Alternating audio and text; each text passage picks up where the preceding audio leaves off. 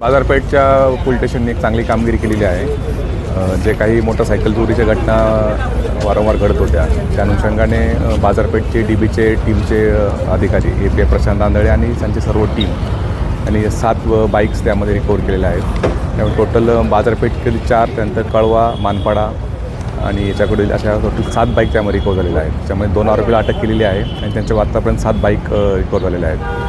दोन्ही पण आरोपीवरती यापूर्वी पण मोटरसायकल चोरीचे गुन्हे दाखल आहेत. एक तर त्यापैकी मोटरसायकल मेकॅनिक आहे. साधारणपणे त्याच्या मोडसप्रमाणे गाडीमध्ये लॉक करून असलेसुद्धा ते डायरेक्ट करून वायर स्वतः मेकॅनिक असल्यामुळे गाड्याला डायरेक्ट करून त्या गाड्या त्यांनी चालू करून त्या विकलेल्या आहेत. अशा प्रकारचं मोडस लक्षात आलेली आहे.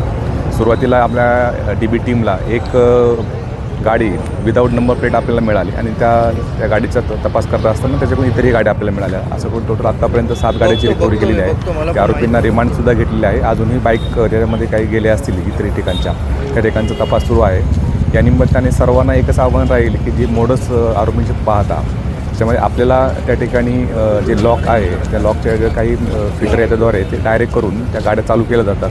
त्यामुळे हँडलॉक असेल किंवा तिथं चेन लॉक असेल असं तर त्या ठिकाणी जर केलं कस्टमर यांनी तर बरं राहील, जेणेकरून अशा वाहन चोरीच्या घटना घडणार नाहीत.